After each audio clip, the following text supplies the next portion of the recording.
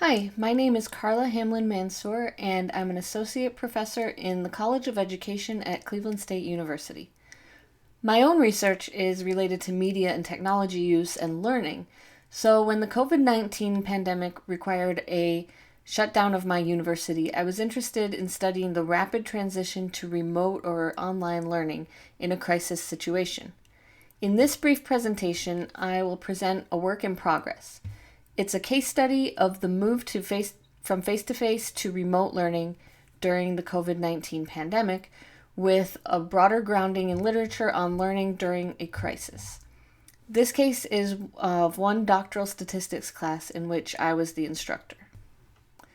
I probably don't need to introduce the pandemic situation in this presentation because 100% of you have experienced it, but I will draw your attention to a few problems that arose as a result of the pandemic, both in general society and also some specific implications for universities. Some early research has confirmed that the pandemic has led to increased general anxiety, financial insecurity, and uncertainty about the future. Government guidelines on social distancing led to school closures around the world, with many universities turning to remote or online delivery of course content for half a semester or more, and then with still uncertain and varying futures for fall of 2020. With the initial need to rapidly move course content to an online format back in March of 2020, course instructors had to scramble to negotiate becoming familiar with technology and applications, making decisions about which forms of course delivery to use, and doing the actual work of moving course content online via documents, videos, online exams and assignments, and synchronous and asynchronous meetings with students. This work had three aims, with the first being just to explore practical and positive pedagogical practices when putting the learning online or remote. The second being to place those practices in the context of the broader literature on learning during a crisis situation. And then third, to conduct a small case study where I'm comparing the performance of two different cohorts in one doctoral statistics course.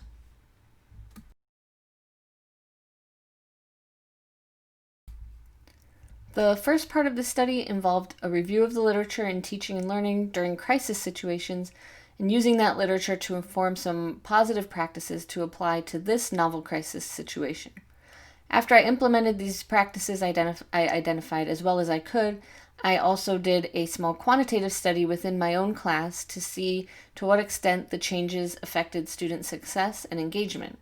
This is a work in progress, so I'll report on the results I have so far.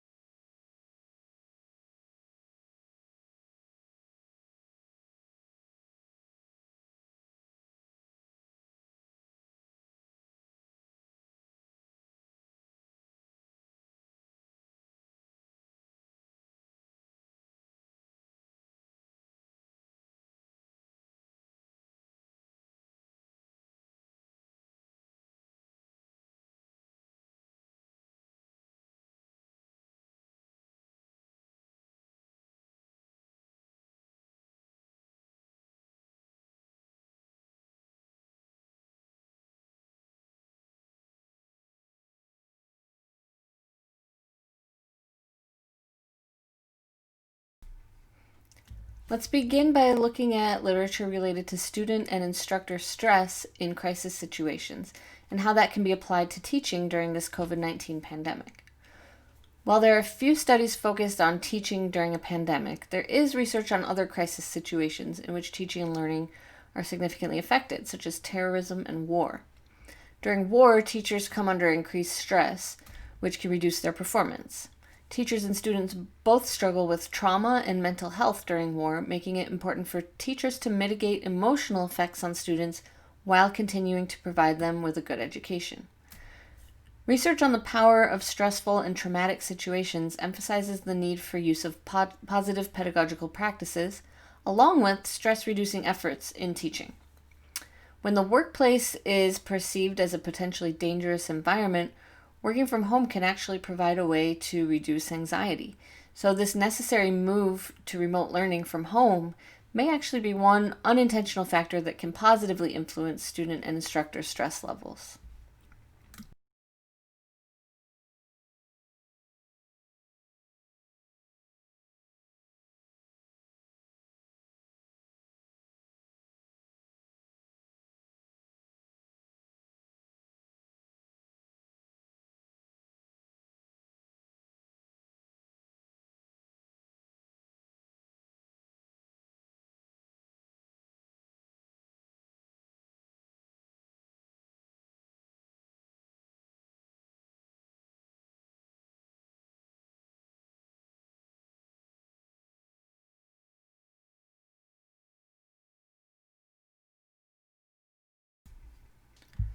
Prior research has provided evidence that professor-student rapport plays a strong role in student motivation, and that traumatic experiences can play a role in the professor-student relationship.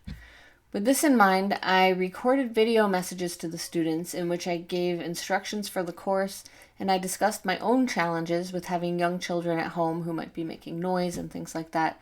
And my students seemed to place value in that personalization and the sincerity and reality from the instructor side, possibly because it made them feel more comfortable with their own situations and challenges.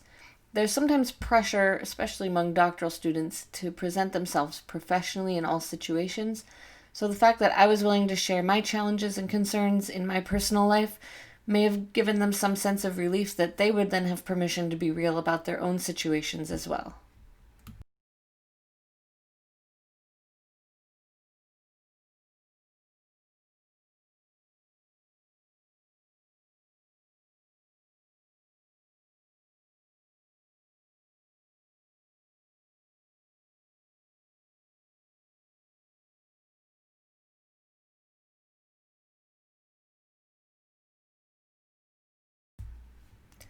Next, let's look at literature related to reviewability and interactivity. Instructional videos to replace face-to-face discussions do have benefits. They can be re-watched as needed, and they allow for self-paced learning. In this course, I created SCORM presentations that incorporated video of myself embedded in PowerPoint slides and self-check quizzes interspersed throughout the presentations.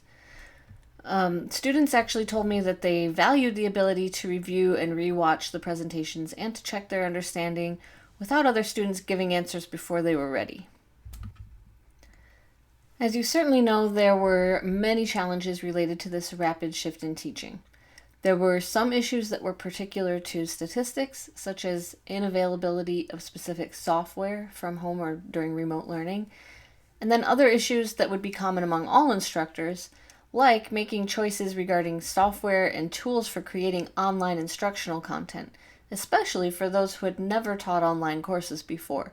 It could be daunting to look through all of those choices to try to decide what is best for the instructor, what will work, what's easiest, and also what is the best for students for their learning.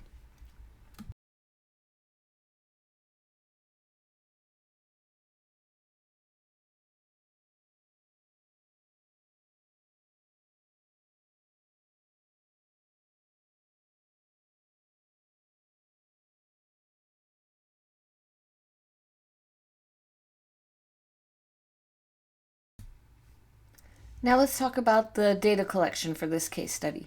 An email invitation was sent to 37 students, and of these, 19 were from the 2019 cohort and 18 were from the 2020 cohort of the doctoral program in urban education. A total of 23 students completed the full SCEQ student engagement questionnaire, 8 from the 2019 cohort and 15 from the 2020 cohort. An analysis of covariance was conducted to investigate relationships between years of study and engagement when controlling for exam scores. The engagement survey had 23 items on which the students rate themselves from 1 to 5 on each, and the means and standard deviations for the two cohorts for engagement are shown here.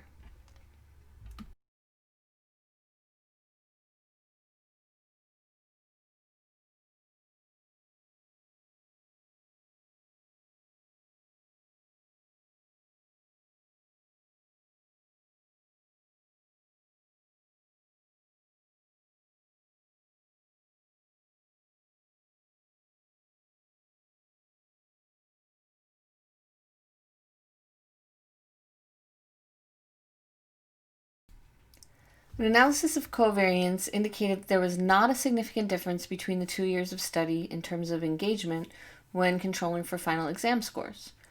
There will be some who feel the low number of participants warrants non-parametric analyses, so I verified the results with a simple non-parametric comparison of mean ranks of engagement for the 2 years of study. A Mann-Whitney U-test showed no significant difference in mean ranks for total student engagement scores between students who took the course in 2019 and those who took it in 2020. As an extra side note, when looking at all the individual items on the survey, there was a significant difference between mean ranks for confidence for the two cohorts. The mean rank for the 2020 cohort was actually higher than the mean rank for the 2019 cohort. While conclusions should not be based on this one item of the survey, this insight does provide some confirmation that the rapid move to online learning, when based in positive pedagogical principles, did not show evidence of negatively influencing this cohort of students so far.